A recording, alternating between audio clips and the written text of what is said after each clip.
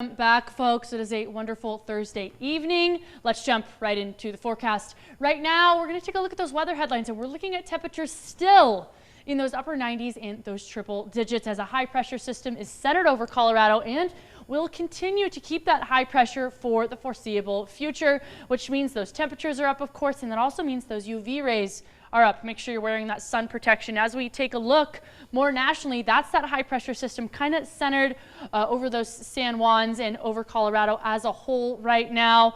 And causes of increased UV for us here on the western slope. I mean, of course, increased elevation means decreased ozone, more sunlight every day. We have 250 bright days of sunshine here in Colorado, and that also means longer days, of course, throughout the summer. And that dry climate means less moisture in the atmosphere, which increases those UV rays as well. So prevent those sunburns. Make sure you're applying sunscreen of higher than 30 SPF at least 30 minutes before you head out and about in the sun. Reapply every 2 hours. And if you're headed into anywhere where you're sweating, you're in the water, try and reapply as soon as you get on out. Of course, wear that well-protective clothing, hats, sunglasses, long sleeves, and try and stay in those shady areas during those peak UV hours of 10 a.m. to 4 p.m. Now, those peak UV hours does not always mean the hottest times of the day, so just keep that in mind. And currently, a little bit on that warmer side of things, but as we take a look at the almanac, 98 degrees for that high instead of our typical 95, and that low end at 65 instead of 64. So of course we're just a few degrees above what we're typically used to, and that record high set back in 2020 actually hasn't shifted too much in the past couple of days. It's still hanging out at 105 degrees, and very, very soon we'll take a peek at that extended forecast and we'll notice we're going to have some possible record-breaking temperatures come Sunday, Monday, Tuesday, and Wednesday. We're looking at a hot week, and that's still just due to that high pressure.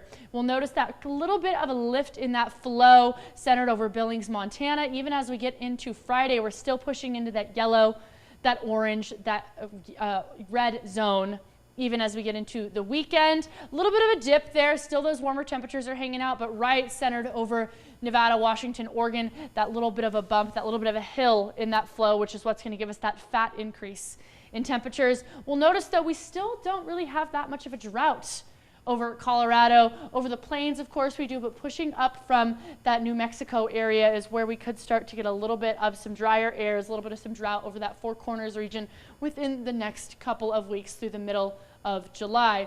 Those wind speeds, pretty mild right now, and we're not going to really expect those to shift too much, but our pollen forecast will show us moderate grasses, but the rest of those irritations are on that low end of things. The foreseeable future, folks, like I said, those triple digits, Sunday, Monday, Tuesday, 103, 106, 105.